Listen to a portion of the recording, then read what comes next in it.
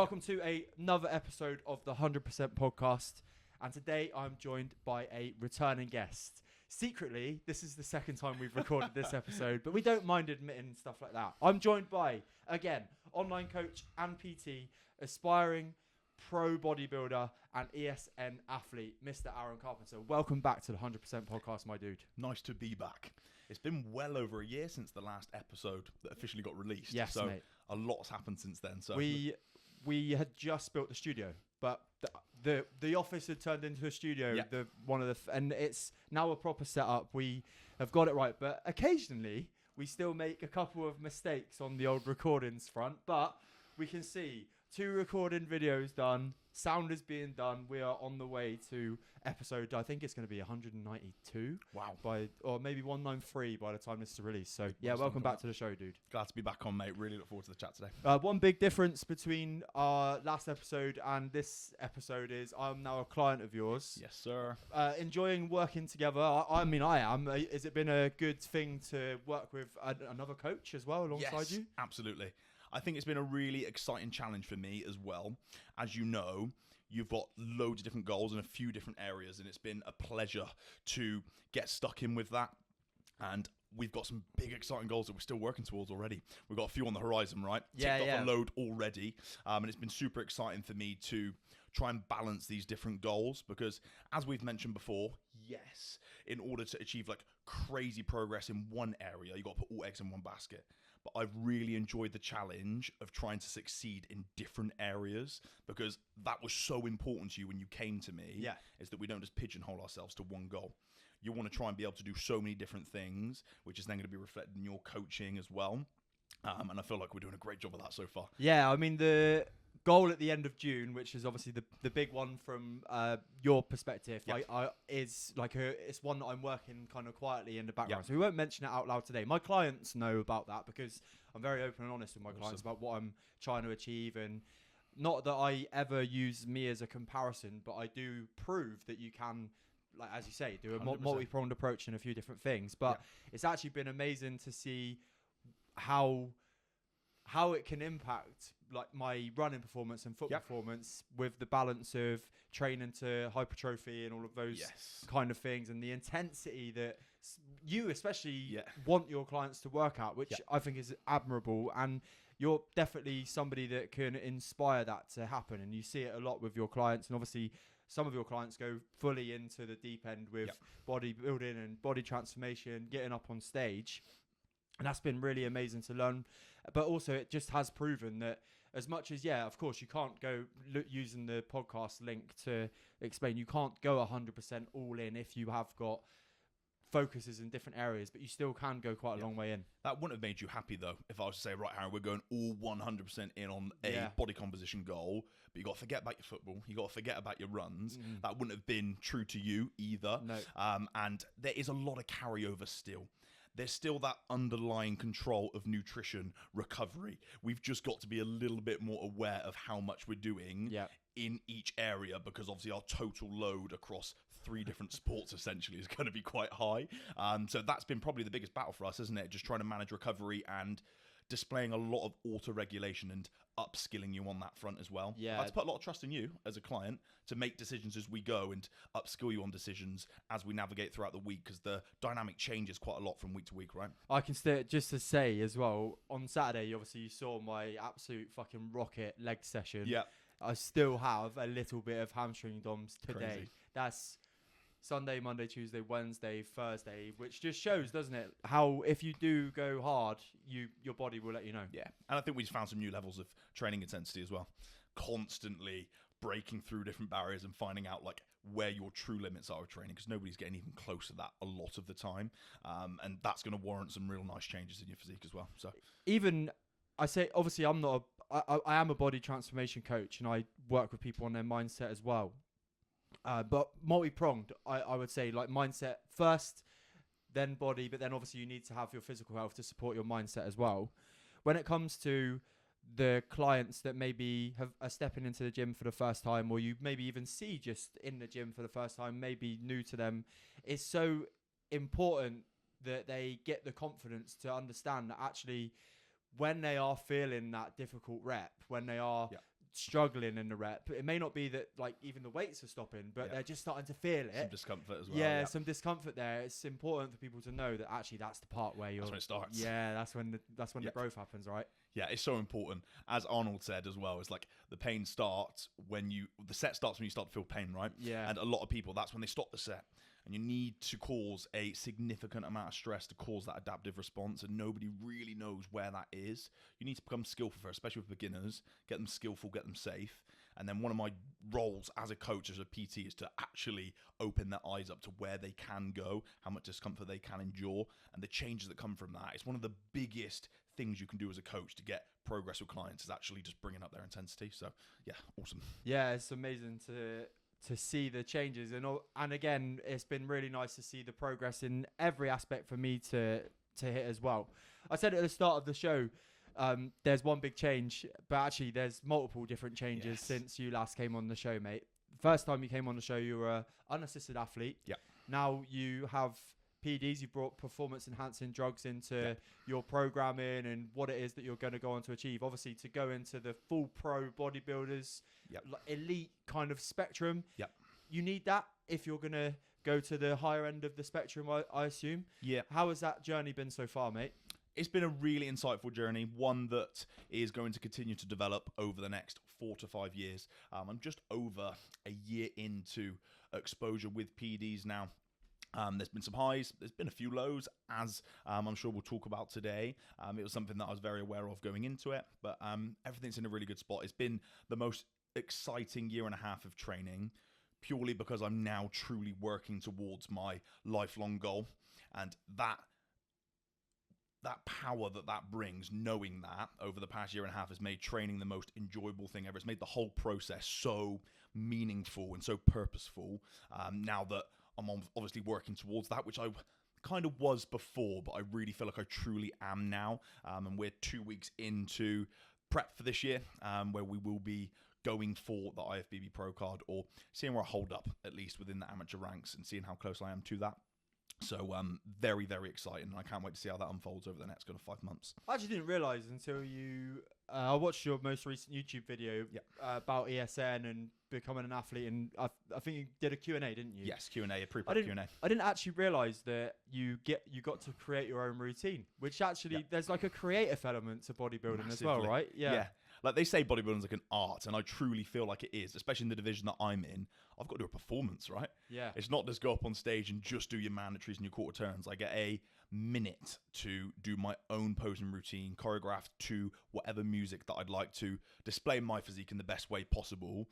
And that's something that means a lot to me, displaying what I truly feel classic is. And it's an opportunity to captivate the audience and put on a bit of a show as well. There's a lot of pressure on that. And when you get to the pro ranks, you get like 3 minutes for a routine, which is pretty intimidating. But for now, it's just the 1 minute. So very looking forward to putting together something special this year. How do you come? Obviously, you have to pick your strong points with that. So if you've got like massive quads, you want to be showing off those quads and all of those kind of things. Is it something that you just like, you spend some time obviously in front of a mirror and you just work through what really works for you, and then the smoothness in between the transitions is something I assume you have to work on as well? It's so difficult. People, especially the top level athletes, make it look so easy, and it isn't till you get up there and you feel like Bambi on ice trying to string together different poses. It's one thing posing in a very set manner, but trying to string those poses together to music, timing to certain beats. So first off, you'll pick a style of music, I think, and that needs to represent your personality. And I think it always helps when it means something to you. It creates emotion. Yeah. So I will pick a certain type of song. For me, I always like something that's quite cinematic with big beats. It's always quite challenging, but I like to try and hit poses and stuff on that. I feel like it captivates the audience really well. So I will typically pick 10 to 12 poses. I just got a vision of you like Riders of Rohan, Lord of the Rings music in the background coming out. So you pick like 10 to 12 poses, and then you'll add some transitions in between and just try and hit it on the beat and make it as impressive as possible, really. So we'll see what happens. Yeah, mate, I do think it's impressive, and the more that I still am definitely not in any like frame of mind that I'm like, that's what I want to do. But I am, the more I've worked with you and the more that I've seen like people like Ryan recently go through the process, like Billy in the past as well, I'm like, fucking hell, like it's massive dedication, but B, it is super impressive. It is super impressive the condition that you can get your body in the respect that it's treated and dealt with in the right way. And I'm sure you see a lot of other athletes, and maybe you've had experiences of people transitioning over to you where maybe that's not been the case and they've not been treated very well in the past with previous coaching, or the way that they've dealt with it themselves going into those really low body fat territories. Yeah, it has to be managed so well, and it needs to be managed with so much care and so much planning as well. I think it's one of the most mismanaged periods of time within the sport. It's that post-show period. It's one thing getting a client into stage condition, and there will be a lot of people who could just push cardio as high as they can, drop food as low as you can, but how have you left that athlete? How have you left their experience? Because the way that you manage them out the back end of that show is vital for their longevity in the sport and their enjoyment of the sport. It absolutely cripples me and infuriates me when I see clients being mismanaged through a prep, and most importantly, either abandoned or mismanaged in the post-show period, because this is where some of the negative associations can come with the sport, right? Some people get in borderline eating disorders or really bad relationships with food and the sport in general because of how they've been mismanaged, and I've seen it countless times. And it means so much to me that my clients are prepared to deal with not only getting in stage condition, but getting out of it safely as well. Yeah. Really, really important. Do you like, so obviously when you take somebody down to that lower levels of body fat and leanness, like every kind of vein that you could ever imagine is popping out of a body, before the prep really starts, or maybe, but is it like an 8-week period where they go real low on calories, and is there an expectation that you tell them then it's like, look, we're getting you stage ready. Yep. When that period, or like in season period, is ended, you need to understand. You need to understand that that's not like you forever. That's just a period of time that we're going to get you ready for. Yeah, it takes continuous communication as you navigate throughout the prep. A little bit of understanding before you even go in there that this is going to be something that we got to manage and tackle. Because you are, like I said, no different to photo shoots and other big events. You're building up such a big goal, but the difference is here, you've got an individual who is on survival levels of body fat and skewed hormonal profile as well, likely. So managing them post-show is so important. So you don't want to leave the client to their own devices post-show for a week and be like, go and enjoy yourself, you've worked so hard for this. They need to have a full understanding of what they can expect post-show and what they need to do to navigate themselves out of it. So with all of my clients who go to step on stage, there will be a thorough call prior to them even stepping on stage with how we're going to manage that week after. There's a plan in place already. If your coach doesn't have a plan in place for you post-show, that is not a good sign. I would run. So make sure they know what to do around eating and social events and things like that, because they're going to want to eat with family, catch up with friends. Like, how do you manage that mentally? Because they've been in the best condition of their life. So trying to manage that from a mental point of view, from a hormonal point of view, from a physical point of view, is really difficult. Their body is not in a position to be pushing really hard again out the back end of the show. So my main advice is there needs to be goals in place, short-term goals. That huge goal is just vanished into thin air. So they need those short, medium, and long-term goals to keep them on track. Likely getting some strength-based goals in place as they start to recover. Put all the focus back into training rather than how they look.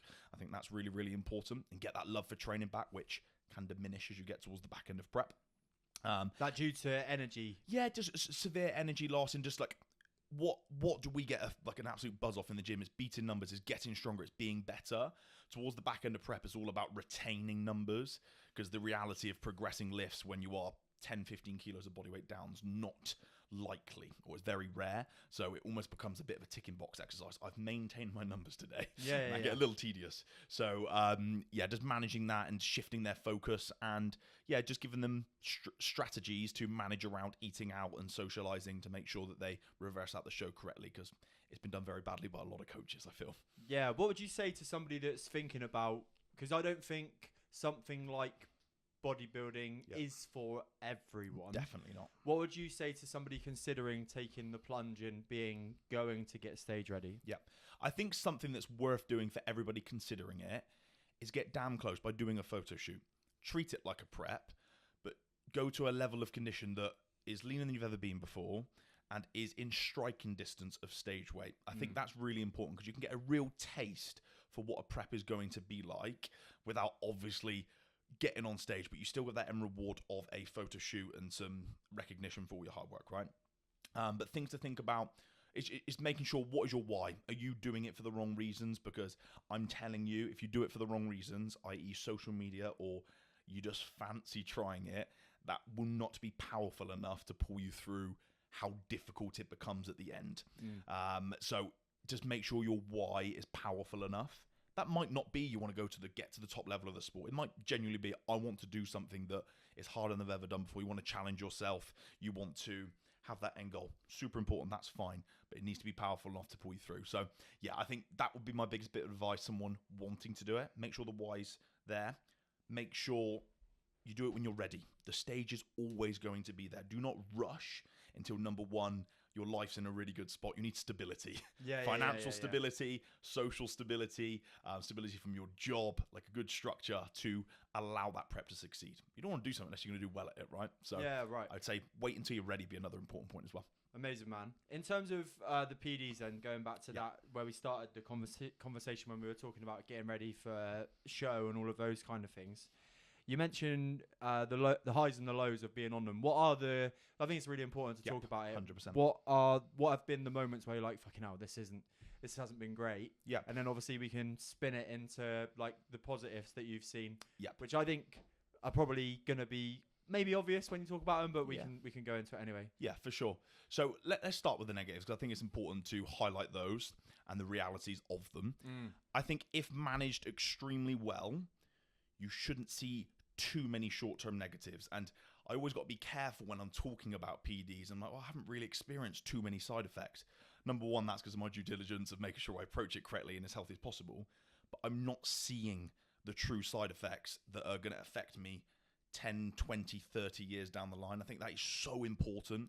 It's not a drug, or they're not drugs that you see instant side effects and health consequences. I know I'm putting a stress on my body just through being heavier, let alone the actual PDs themselves. Like getting my body to a position to compete at the level I want to compete at, it's going to be a stress on the body, and I'm not necessarily going to see that. Like slow growth of organs, things like that is going to slowly happen over time. You're not going to feel that. So that's something that's extremely important to note, and something that I have obviously understood going into this. Short-term effects, I would say I definitely feel a little bit more anxiety when we have escalated the PDs. Not something that I've ever suffered with previously, but my ability to maybe tolerate stress might be a little bit lower. It's always hard to say because the environment has changed to a year and a half ago. I'm busier than I was a year and a half ago with coaching, work, and what I'm trying to achieve. So is it the PDs causing that? Likely, but hard to tell the true cause and effect when, like I said, that environment's slightly different. Outside of that, blood work has been done regularly throughout the last year and a half, and it has been very, very good for the whole entirety. There's been one or two markers that have been skewed, which we've addressed straight away, and that is why we get blood work done. What has been the things that you've had to address? So number one, early on, I got an initial rise in hematocrit and hemoglobin, so thickness of the blood. That's going to happen through fit individuals anyway, but PDs are going to also accelerate that.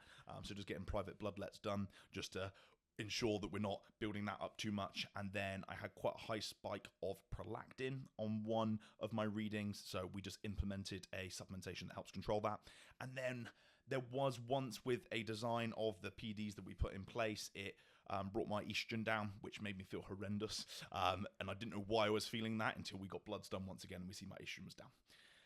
The risk that you run, once again, with this, and everybody has such an individual response to every single compound. So what works for one person might not work for another, and you can see some drastic physiological differences in how the body processes and responds to different compounds. So until you do it, you're not really going to know. So that was another really important thing there as well. So that was really, I would say, only the side effects, and it's just not the most enjoyable thing to administer, like I've mentioned before as well. Yeah, of course. It's another thing. Yeah, you mentioned it, mate, but it was on the podcast. It didn't get released. Yeah, it might have been. So it's another thing that you've got to manage. You can't forget to do something when you're controlling your hormonal profile.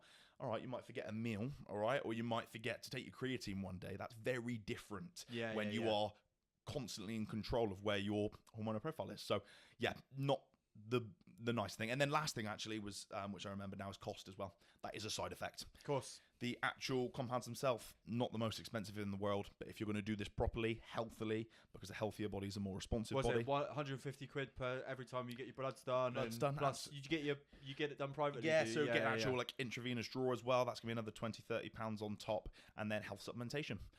You need to stay on top of that as well. It's not just some omegas. There is so many different supplements that you need to be taking, and that adds up very, very quickly. So that's definitely another, not a side effect, but a consideration for sure. Yeah, mate, for sure. I think one thing that's important to mention, when you mentioned it to me for the first time, and not as though it's any of my business whatsoever, but obviously we've had a good relationship now for a little while, was I was like, like in the back of my head, I'm like, I really hope that it doesn't affect your personality and like how influential you are on people around you, your energy, what you bring to the gym when you're in there, and all of those kind of things. And one thing I can quite evidently say and have seen evidence of is that it hasn't. You have managed your mood, you have managed how you interact with people.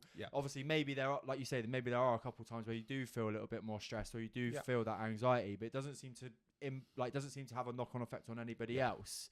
Which actually, when you look at like performance enhancing drugs when it comes to bodybuilding in movies and stuff, when I don't know, like fucking you see the moods change and the appetite, and like people eating baby food and that, like, you know what I mean? It's that maybe, I know obviously it's movies and stuff and there is a unrealistic maybe correlation, but I think one of the most common side effects that you hear about when people take testosterone and all of those kind of things is a change in your mood. Is that something that you've had to really nail down on, or do you think it's just because you are naturally quite a positive, focused guy that's just a habit that's just carried on whilst you've been in this process? It enhances who you already are. If you're an angry individual with low tolerance to stress, that is going to be a hell of a lot worse when taking PDs. And you see the wrong people who go down that route and take these, they're a lot worse for it. I feel like I'm typically a better individual for it, because I'm even more driven, I'm even more excited to wake up every day because I'm working towards that lifelong goal. And I'd like to think that then reflects and rubs off onto other people. Like I said, the only real change is that slight drop in ability to deal with stress, I suppose. But once again, very hard to tell. I'd like to think it wouldn't change me, and I'd want the people around me in my close circle to pull me up on that if I was acting any different as a result of that. I would, mate. Don't worry. Yeah. And I think obviously going into a prep scenario this time round, where the pressure's on and these compounds are present, maybe that's going to present a new challenge to me, but something that I'm extremely cognitively aware of, that I don't want to let my choices affect the people around me. So I'd like to think that won't happen. The prep has started, obviously, for your shred down, if we want to use those words. I don't like those words, but we're going to go with it anyway. Your cut, whatever it may be. How have you found the start of it? Has it been manageable so far? We got ourselves into a very good position to start this prep, much better than any prep previously. I just feel like I'm operating on a much different level now as an athlete, and we've got ourselves in a very good position, lean body composition, and just execute on a much higher level than what I was at previous off seasons. And the change has been pretty seamless. It's so anticlimactic. You're like, oh my God, prep's going to start in like a month's time, a week's time, 2 days time. And then prep rolls around. It's like, well, it's just another day. Just made some food drops, up the expenditure a little bit. The routine's exactly the same as how I treat the off season. So it's been a very seamless transition. Body weight was spinning its wheels in the first week, but we're off the mark now. Things are moving. We've got around about 15 weeks actually now to the first show of the season. So it's all going to unfold very quickly, but it's been a very smooth start. I think it's so interesting, isn't it? Because the scales in general, from a health perspective, are one of the most, what gets measured gets improved, is a saying I use when it comes to clients and even friends that have maybe hesitated when I've mentioned scales to them in the past. But I don't even mind admitting that sometimes it can naturally, when you're looking for improvements, and if you feel that is the improvement metric that you're only going by, you get a dopamine hit off it. Yeah, there has to be so many other things but it's so easy to just get caught into that trap, and I'm sure that's the same for you still in prep as well, right? Yep.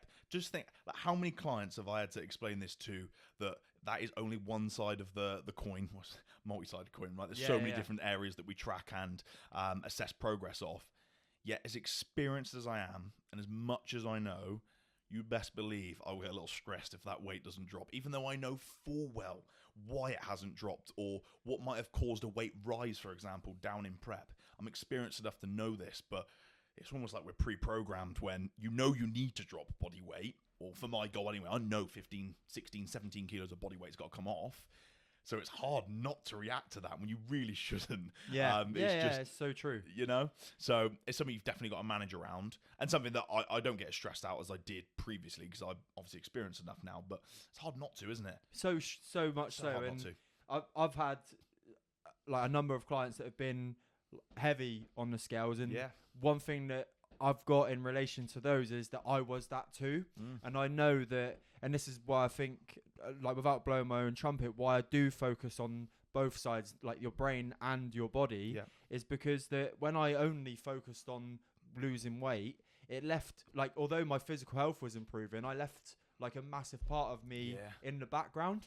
And obviously there, like, not only that, there's an explanation around the impact. We don't need to go into it too much today, but I do think it's really, I think it's important to be honest and open with the listeners, with our clients about, do you know what? Like, yeah, of course it's frustrating. I stress too. yeah, exactly, man. Because I think, like, this industry, as you're very much aware, can be clickbait, can be fucking, like, so unrealistic in the expectations, and people just post the best bits about their training and all of those kind of things. Like yesterday, I posted on my social media, I was supposed to be getting spotted by my mate, and he just fucking disappeared. See you later. Yeah, cheers, mate. Lovely. But I think it's important because there's so many other caveats that come into that. But I can imagine that because you are aiming to go pro, because this is, I know how much it means to you, that it's going to have an even bigger, like, not stress element, but there's going to be a knock-on effect there too for you as well. Yeah. I just got to keep putting energy into and focus into the routine. I know what I need to do, and my coach will make the right decisions based off of that. He will use that as one metric out of many to make decisions, and I've just put that trust in him, as you put your trust in me, as my clients put their trust in me, and I'll explain why things are happening from an unemotional standpoint, because that's it. When you're in the client's shoes, there's a bit of an emotional reaction, and you haven't got that logical thought process of, oh, actually, I trained legs yesterday, I ate a little bit later last night, oh, that's why the weight's gone up, when actually in the moment you don't think about those things. So and I think as well, that's like one of the elements of training that people completely miss, is you could have the best fucking training session of your life, you could know your steps, you could eat perfectly the day before, but because of that swelling, the water rush into the muscles and all of those kind of things, you're going to be gaining weight, whether you like it or not. But that could be influencing the visuals in a positive way, just not the scale weight. And that's understanding around that. Yeah, amazing, man. So we've spoke about the negatives. We've had a little bit of a caveat on the scales there. Let's go and speak about the positives. Yes. Mate, you look impressive right now, right? There's huge benefit. I'm going to probably take those words out of your mouth. What have been the other? Increase of focus, maybe? Yes, definitely. Productivity, focus. Testosterone is the hormone that makes hard work feel good. So you definitely get a sense of increased motivation and drive and focus. Obviously with training performance as well, we know that is going to accelerate quite quickly. And the whole reason I do this is because I love training. I almost find competing as a byproduct of my enjoyment for training. So the fact that I get to go in and just be that touch stronger, recover a little more, be able to do a little bit more total workload in the gym is damn enjoyable. Nice. I can't hide from that. So that has definitely been one of the biggest benefits for sure. And it's been another really exciting opportunity to learn more about the human body in an accelerated level, right? So that has been really, really interesting to me, and something that I'm going to continue to delve into, because my God, it is more complex than anybody could ever imagine. The physiology of your body when you're altering your hormones, it is a different ball game. So learning more about that, learning how to read blood work, has been super insightful and super exciting to me, because obviously it means a lot, right? So yeah, loads more to learn. That's been another positive for me as well. I think as well, what's really important, so I know obviously on different levels, but James Smith, obviously one of my first kind of fitness idols. I mentioned him a few times on the pod, and in my journey, I guess he had a big part to play just on education around fat loss and all of those kind of things. But he originally did take anabolic steroids, and he's been open about that. But he's, I think maybe 3 or 4 years older than me. Yeah. And he's just kind of hit that stage in his 30s, mid to late 30s, where his testosterone levels are dropping off. He was saying like he had low libido, his performance in the gym, he wasn't looking as sharp as he would like to. And he's now, I don't know whether it's like microdose levels of TRT, and it's having a massive, he's basically, I don't know if you watch his stuff, but like from a business perspective, he obviously did the James Smith Academy for fitness, for PTs clients, and stuff, for PTs. Then he's gone into business coaching. Now he's doing like YouTube and marketing coaching. I online. love that stuff. You know, I find that really insightful. He's really interesting. He is a knowledgeable guy, and like you forget he was just rugby playing PT from Berkshire. Who's fucking just put everything into one element. So many businesses, so many different facets. Yes, it's amazing. He's released a new tonic with Chris Williamson, the cognitive drink, and now he's looking at coaching or releasing some kind of marketing in TRT. And I think it's going to become more and more widely accepted. And I don't know, I'm obviously, you'd probably be able to educate me more on it, but obviously being 33 this year, maybe something that in like 3-4 years time, I'm like, shit, why is my energy down? And I know that we've spoken about me getting my bloods checked properly this year, just to see where we're at, so we've got a marker. When you hit that age, I know you're not there yet, mate, but when you do hit that age, do you think that's something that's important for fellas to take into consideration? I think the only danger with this is that a lot of people might think, well, I'm getting older, so must need TRT. Before they focus on all of the other factors that are going to have a huge influence on your testosterone levels, right? Your sleep, hard resistance training, nutrition, that all needs to, sunlight exposure, all this needs to be nailed first. And then I feel like there is going to be a natural decline as you age. And we know how powerful testosterone can be for productivity, for general well-being, mental health, so many things. So I think if you're nailing all areas and you're doing blood work maybe once a year, you're seeing a decline and you're heading towards the bottom end of the suggested range, I think it could be life-changing for some people. I've had 2 clients who have gone on to private TRT clinics, and the difference was huge in their overall well-being, their ability to lose weight, put on muscle, train better, and just manage their mental health as well. It's been amazing to see. So there's absolutely individuals that will probably require it and be awesome for them, but definitely not for everybody. You don't want to just sucker up to them. Oh, I've got low testosterone. There'll be some people who have genetically really high testosterone until quite a late age. So yeah, all should be based off blood work. Yeah, man, for sure. And I think as well, like when you look at all of the areas in different sexes as well. Hormones in general, when you're chasing a fitness goal, let's just use that, whether it be weight loss, whether it be performance, whether it be getting stronger, whatever it may be, if you are hitting a certain age, whether you're a man or a woman, they are going to have an impact and they are going to change you. And if your hormones aren't right, the knock-on effect that you may not even realize is happening to you can be like, you can almost misdiagnose yourself, like, oh shit, I'm feeling like flat and I've got no energy. Like, is it anxiety? Is it depression? No, it may just be the fact that the hormonals, your hormones are in the wrong place. Yeah, absolutely. So I think it'd be worth everybody getting blood work done at some point. As an assisted athlete, it should be done very regularly, right? Every 3 months, because we're changing our hormonal profile quite frequently. But I think for everybody else, once a year, like a little MOT, like you will be a car, get a blood test done, an extensive panel, just to see where you're at, because it will give you some awesome answers to optimize your well-being and your performance just by making a few changes. It might be you notice your vitamin D is quite low. It might be you notice your iron's really low, and you just make the supplementation changes, and it will be really beneficial for you. Mate, I've been making a bit of a commitment to myself. We've spoken about this with YouTube. Had my first troll today as well, which has been interesting. Welcomed. But it's we've flipped it and they've deleted the comment already, but it's fine. But one thing I do want to do is I do want to start speaking, not about, I don't want to be controversial, but I do want to speak about conversations that may like split me away from the pack a little bit more. Yep. And like maybe we spoke about it earlier, like me and you have got quite similar personalities. As like, I don't mind admitting that I think everybody admits that they want to be liked, and some people are better at going after not being liked than others. And I'd say that's probably one of my weaknesses. But we've obviously spoken about performance enhancing drugs. We've spoken about TRT.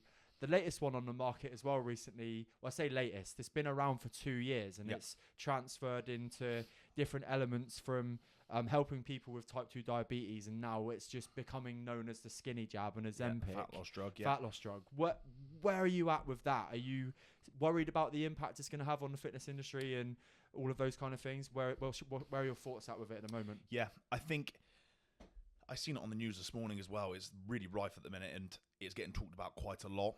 I think there is a very limited amount of cases where it would be warranted.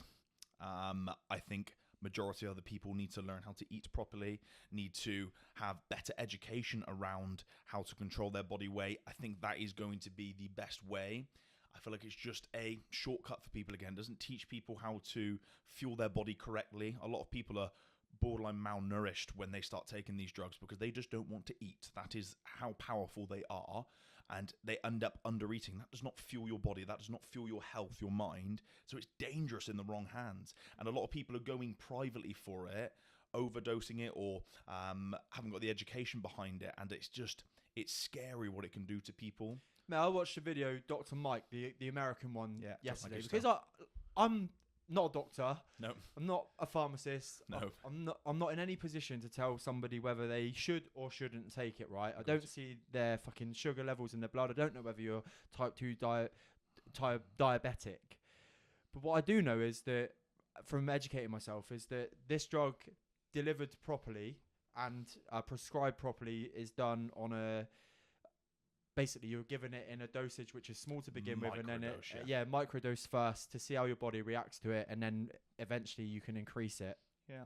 I also know that, as you've pretty much nailed there, people who are taking it at too much of a dosage are dropping below their BMR level of calories when they're eating. And also, I know for a fact that people, just through conversations and the education that I've kind of given myself, is that it's a complete bypass of a problem. People will be on skinny drugs and still eating or cooking a pizza, not being able to eat all of it, and eating half a chocolate bar. Yeah. And the nutrition standpoint is not being nailed. And for me, and this is the thing, I absolutely do not want to. There are cases where people are taking this because it is a shortcut and they are lazy. Yep. However, if you are a working businessman or woman who works 14 hours a day and are overweight, you can't turn around and say that person's lazy. Nope. But they may not have the education or the skills with their business or planning. I'm not business expert as well, by the way, but business planning or even life planning skills to include some form of exercise and education around nutrition to get them the results that they want. But where I was going with that is there are so many things now, and obviously the big part of my keynote is so many things now which offer us a shortcut and offer us a diversion and takes our attention away from what the actual problem is with ourselves. Why is it that you want to go out for 8 beers? Why is it that you want to sit down and watch 8 hours back to back of Netflix? Why is it that you feel that you get nervous if you're not sat down on your Xbox for 6 hours a day? And again, the list, like easily diagnosed and prescribed mental health medication and all of those kind of things. It's just fallen into that category of 21st century quick fix. Something is easy. Sweep it under the carpet, not deal with the problem.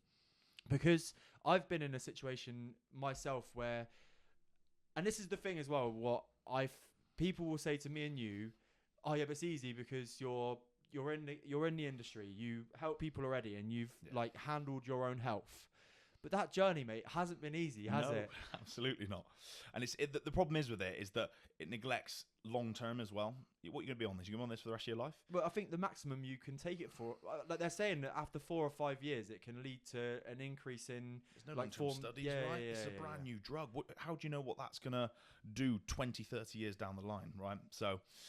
education is the bottom line of everything. I think people need to be educated before jumping to something like that. I think what's scary as well, though, is it obviously got brought to the drugs market, like Big Pharma, because it genuinely did have a positive outcome with type 2 diabetes and people who were genuinely morbidly obese and were at high risk of cardiovascular failure and all of those kind of things. Yeah.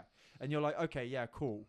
What's scary, though, is that 2 years ago, let's just say when Ozempic started to hit the market properly as as a weight loss drug, and celebrities started to take it. And again, it was all hush hush. Yeah. Because this body positivity movement of I can't even remember the fucking. Well, Adele was one of them, wasn't she at the time? Sam Smith and what's the black big fucking woman, Lizzo. Yes. Like body positivity around like being an overweight person and proud. Fair enough. Where are they now? Yes. They're all hiding behind a fucking weight loss drug. Yes. It's scary, It's mate. crazy. Very crazy how the dynamics change for sure. And they're in a position of influence. Yeah. Mass influence as well. So that's another really scary part to it. I don't like, and again, you don't want to. I'm not like you try not to be tinfoil hat with this. No, But no. what is the message? Like, what is the reason that this is now being Yeah. front and center? What it like? Is there such a massive strain on the health system across the US and the UK that That's the only option. it's like being thrown down people's throats because every week I'm hearing somebody knows somebody that's doing it, or like you're just in conversation with somebody and they admit that they're doing it. It's crazy and scary because I genuinely, if I was to swap my journey from 23 stone to where I'm at now, and somebody was to say to me in 2016, oh, don't worry about like all the hard work in the gym and the mindset work and the running and all of those kind of things. Here's fucking a set of injections for the next 12 weeks to sort you out for life.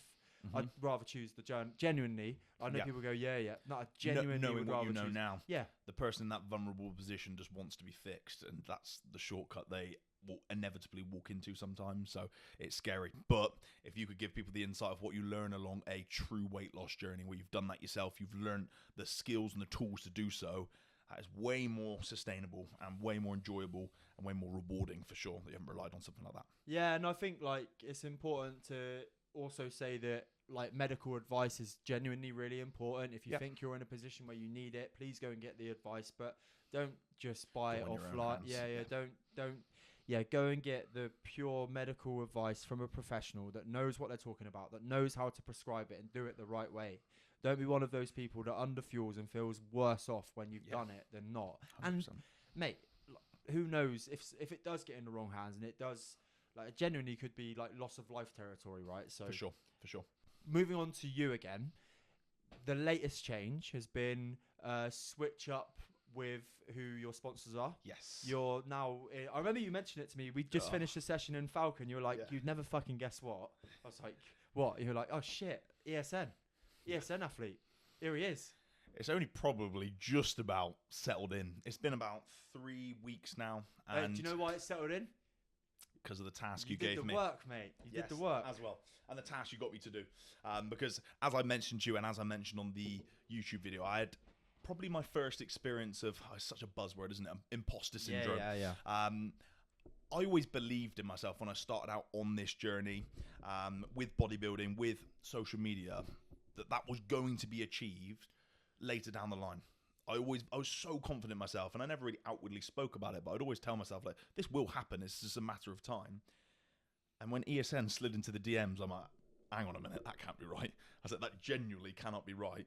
And I was on the consultation call with them, and I'm like, have you got the right guy here? Like, not believing myself at the time. I'm like, have I shown my worth yet to be working with such a big company at this point within my journey or career, whatever you want to call it?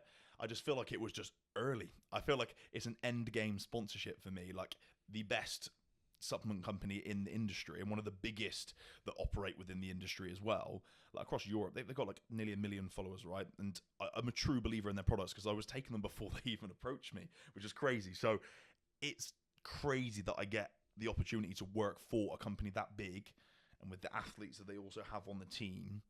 Just crazy. I never thought I'd get this opportunity this early on, and extremely blessed, extremely thankful that they've put their trust in me to obviously represent them and be part of the team, you know. So we'll give you an opportunity to talk about ESN then, and why you value their products, and why you're so proud to be an athlete or an ambassador of their product as well.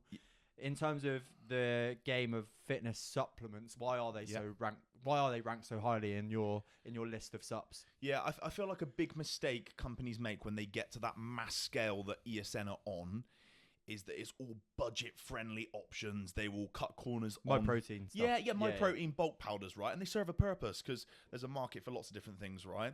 And they will appeal to the masses because of the bulk buy that you can get, and you can get probably quite a good price on it. But they have athletes at the front of their formulations, like they're an athlete-driven business because they're formulating for the best performance possible. And I think when you take that approach, you're going to get such better quality products because they're not mass produced. They're not the cheapest in comparison to a MyProtein or a bulk powder. But I think people who do invest in their fitness journey, as people do now, they'll happily pay more for better quality. So I will happily put my name in front of any of their products, knowing that they've been formulated with athletes in mind and their performance. The panels are very extensive. They taste damn good as well.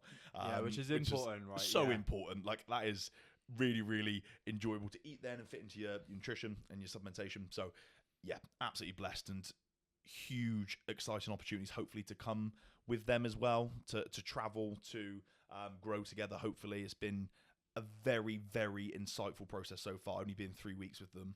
It's been eye-opening. The way they operate is such a big business. Been awesome. Amazing, man. In terms of the difference between you coming on the show a year ago to where we're at now, would you say that there's been any real lessons and growth from Aaron Carpenter in 2024, early 2024 to where you're at now? What are the big lessons that you've got over the last year?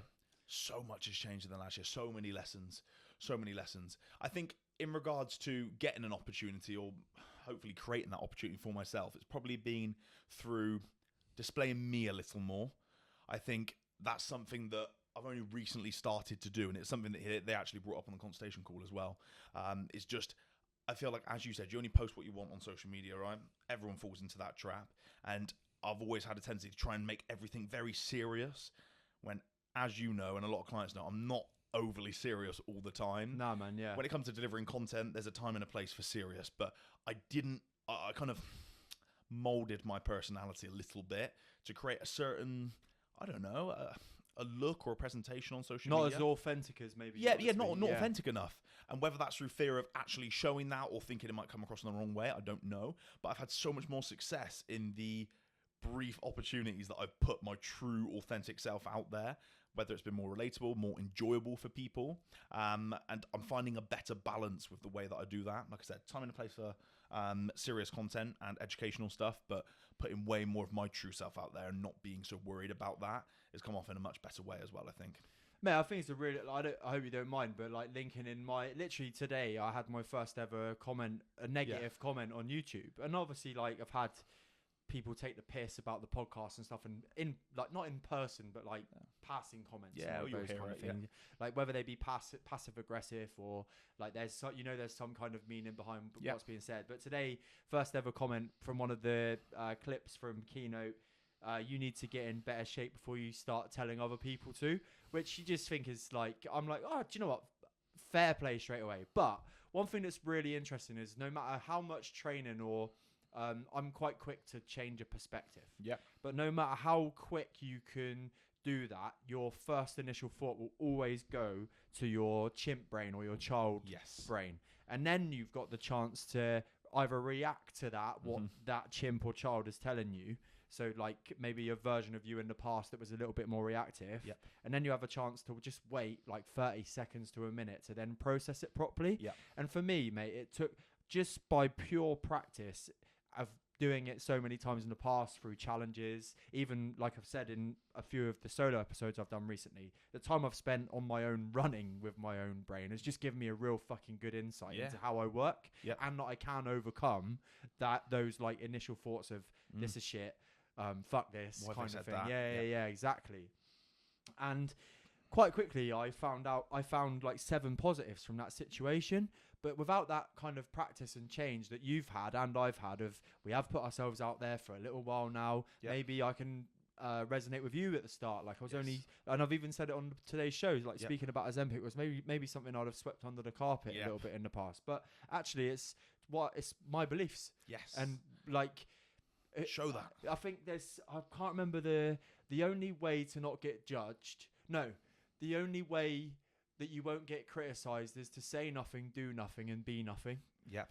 and I think What's it's that? Aristotle or something like that. And actually, I know what I'd rather do. I'd rather like stick to what's true to me. And then the people that do follow you are way more likely to invest, believe in you. Yes, you might have a crowd that don't believe in what you're saying, and at worst, they're going to engage, create that engagement for you and that exposure. But at best, they're going to stop following you because they don't believe in your message or whatever. And then the group of people that do follow you are so much more powerful, more likely to invest and get a really good response to what you post and what you put out there, you know? Well, I know it sounds maybe like a stupid question, right? But I'm going to ask it anyway. How have you unlocked that true authenticity? What have you been doing that you maybe weren't doing or were hiding in the past than what you're doing now? A little bit more candid stuff. So just keep the camera on, just rolling, get like what I say in between those serious bouts of sit down in front of the camera. Press record. No, I didn't like that. That wasn't. I messed up. Messed that up. Like so.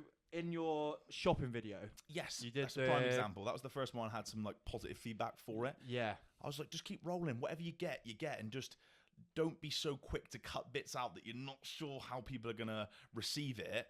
Just keep it in there. Like what was the old woman? The Wrinkle Wednesday. Wrinkle Wednesday, yeah, nice. You know, just put your personality out there. Everybody says stuff that's a little bit borderline sometimes, and I think people are, oh god, okay, that's actually what I might be like, for example, or things like that. So just putting my true self out there is way easier and way more enjoyable for me when it comes to creating content.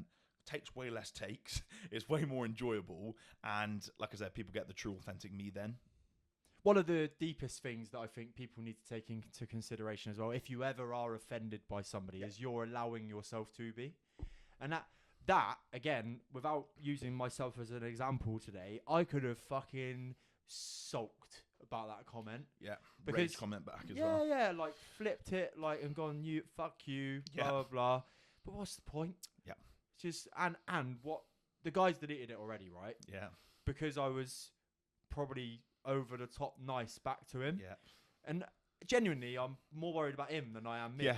Because to go out and outrightly comment on somebody's video in a negative way like that, you're probably not in the best situation yourself, right? Are you? You know? So, yeah, it's really interesting, mate. But I think authenticity is something that I think it takes if you are putting yourself out there a lot, it's something that it takes a while to truly unlock and overcome. But I think a lot of the people you follow or follow the most closely, chances are they're extremely authentic, and I think you could probably say that for every person you follow. The only one only one I doubt the only one I question is Chris Williamson. Yeah. He is fucking serious. Yes, yeah, true. All the time. Like, there's no. He's the kind of guy that looks. By the way, I'd fucking. If he invited me on his podcast, I'd swim there, mate. Yeah. But I do think that he's somebody that very rarely shows a glimmer of humor. But I think this is interesting you say this, because I think a lot of the content we consume from Chris is very professional. Yeah. Like, his goal is to the highest quality performance when it comes to hosting a podcast, the questions he asks, the backgrounds, everything. Yeah. But I've watched the odd video of him in other people's vlogs, Chris Bumstead #1 and the owner of Represent. They've done day in the life. They're laughing and joking the whole time. So I think he obviously, once again, to a degree, will put on a certain front, because that's how the common modern wisdom. Yeah. But I think maybe he should put out more of his true, authentic self when he is in a bit more of a relaxed environment, because everybody's got that. I think that's the reason why I've always related so well with James Smith's content. Is he just fucking says it how it is. 100%. Bro, like he literally, like I remember him saying early, and when he's like, I've got to say the word cunt because it's in my vocabulary. Yeah, well, and also if 1 million people are watching this video, not everybody's gonna buy from me. No, and I want the 500,000 people who don't mind using the word cunt to stay here, and the other people that don't like it can fuck off and do business with somebody else, basically. And you're just like, oh, fair enough. And it's so easy to be yourself. I think that's one of the biggest lessons I've learned, is that my God, it doesn't take so much energy up because you're just you. And I'm sure he's found that as well. It's just way easier to smash out content, deliver value when you're just yourself. It takes up so much energy otherwise, you know? Yeah. What any other big things on the top of the agenda that's like been a standout for you this year? You came to the 100% event. Yes. Did you enjoy that? Absolutely loved it. I love going to educational seminars. I think it's so important as a coach. Anybody really, but especially as a coach in a position of trying to educate people, You get out there in front of other individuals with different experiences, different levels of knowledge. And one thing that I liked about the 100% event that was very different to other seminars I went to, it wasn't just focused around one specific topic. There's a few different people from different walks of life with different things to educate us on, and it kept it so refreshing, a lot easier to manage throughout a day of learning, especially when we don't do it as much as we used to back at school and things like that. Right. It can be quite heavy sometimes, right? Yeah. So nice to have 4 or 5 different talks that were very different from one another and made it a lot easier to learn. So I took a lot away from that. It was awesome.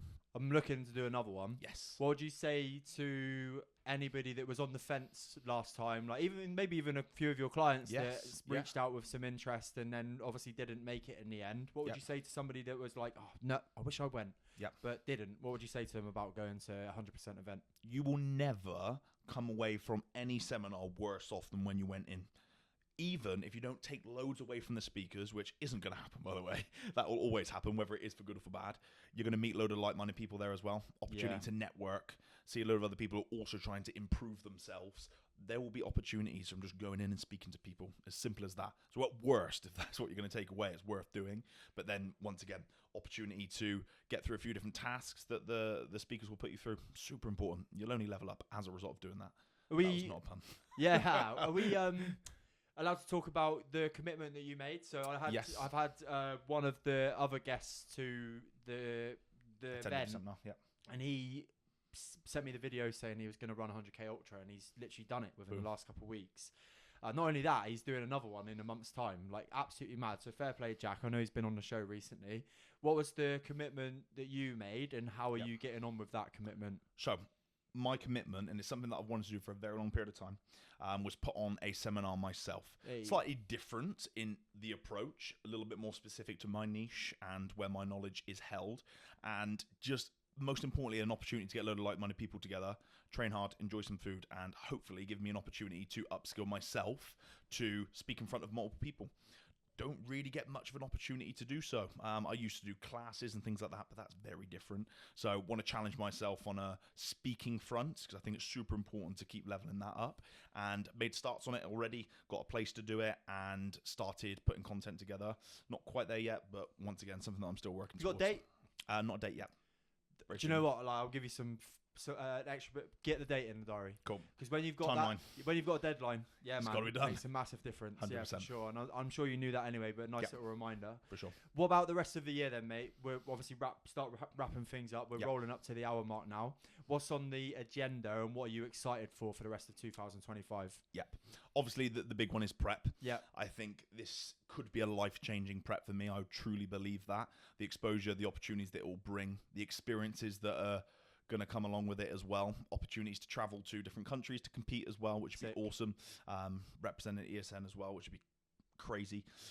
So I think there will be lots of opportunities there. I think that's going to be the biggest thing this year, and a lot of my life is going to be pinpointed towards that one goal, and a lot of focus can be put towards that. And then alongside that, just continue to grow the business and give back more to my clients and push myself in other areas outside of coaching as well. I've just started a new qualification myself as well, so that kicked off.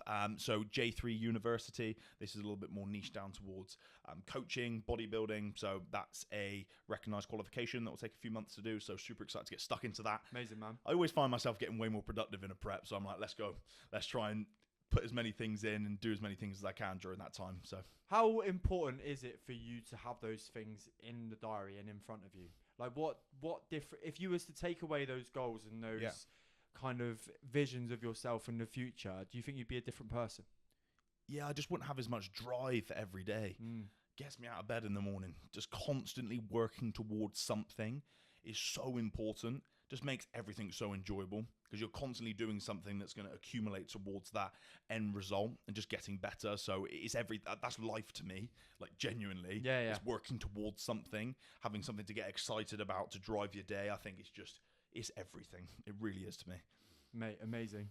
I like to end the podcast on a couple of questions that are a little bit different to the normal. Well, one of them is obviously very traditional, but the one question I'm going to start with is, if you was to go back to 18-year-old Aaron Carpenter, back in his early days, starting out in the gym, all of those kind of things, and even doesn't even to be gym related, mate. What would you tell him that he would take on board to take through for the rest of his life?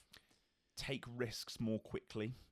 I was very hesitant to make jumps early on, career-based or with anything really. And I feel like if I told myself, take those risks earlier on, I reckon I'd be a little bit further along the journey that I'm already on now. It took me a very long time to leave my previous job to become a PT because I was always scared of, will I do well at it, or is this the right move financially? So just getting out of the comfort zone on the career front probably a little quicker, and then also just learning off people. Just go and get in front of people who have done what you want to do and just leech off them. I think it's one of the quickest ways you can level up in the area you want to level up in. If you want to be a coach, go get coached. If you want to be a better PT or a business mentor, go get experience from those people doing that. So I think that'd be my biggest thing for sure. I think it's so easy as well to try and ask advice off of people that have never done what you want to go and do. Yeah. You're surrounded, not in a rude way, but we're surrounded by people that probably we really appreciate and love in some instances and Yep. but they've not gone and achieved what you want to. Nope. And it's so important to put yourself in a room as close as you can to Yeah. those people that have done what you want to go and do. It's not that hard to do either. No, mate. It takes an email, it takes a message, it takes a little bit of investment. Go pay to get some time with these people. If it was free, you wouldn't fucking do it anyway. No, yeah, there you go. And you're going to save yourself a lot of money, a lot of time in the long run. So that would be my biggest bit of advice for sure. Paul Moore uses the phrase "pay to play." Pay to play. Sure. It's so true. So mate. true. Yeah. So true. You wanna play. You wanna get involved in the big Yes. boys. You gotta play. Yes. Pay to play. And then final one, mate. As always on the 100% podcast. I can't remember what you said on the episode that's vanished. Yep. What is the greatest bit of advice you've ever been given? In line with what we recently talked about, and this is not to duplicate it, but I just think it is one of the best bits of advice, and I'm sure I'm going to see the reward of this advice a little bit later down the line, is just to be yourself, for sure. Something that I've not done to the highest extent for a very long period of time, and starting to see very small rewards as a result of that. I find myself chasing perfection so much, and I feel like just letting off on that perfection a little bit is going to make me way more productive and hopefully even more authentic content, and should see the rewards as a result of that for sure. So yeah, just be you, because when you get a few comments on that, they're typically pretty positive, right? And that's what was probably the initial catalyst for me. That one or two videos or bits of content where I was true to myself, they got really good response a lot of the time. Get the odd few, right? But that definitely fuels myself to do it a little bit more, Amazing, man. I've literally loved it, mate. I know always. It's been another great chat. I know even in our sessions and when we train together, we always bring out the best in each other. So it's been great to have you back on 100% podcast, mate. It definitely won't be the last time we see you here, for sure. I think it may be worth tapping in a little bit further down the line in your prep just to see how you're getting on, talk about the progress. Get the brain function going. Yeah, and I'm sure, mate, that there'll be some other hot topics that we can cover in the future. But have you enjoyed being back on? Always, mate. Always great to have a chat and hopefully deliver some value at the same time. Perfect, mate. So if people want to come find you, where can they come and find you? And if they want to come and use your discount with ESN, how can they do so? Aaron Aesthetics on literally everything. Instagram, YouTube, and also Aaron Aesthetics to get yourself some discount on ESN as well. Perfect. If you have enjoyed today's episode on YouTube, please like and subscribe below. It goes a long way to helping the algorithm on YouTube. You know the drill. If you're listening to Apple Podcasts, drop a 5-star review, leave some kind words, and on Spotify, bang that subscribe button. And then all of my episodes every Friday will drop straight into your playlist. I'll see you here for a new episode every Friday. Take care. Yes, sir. Yes, sir.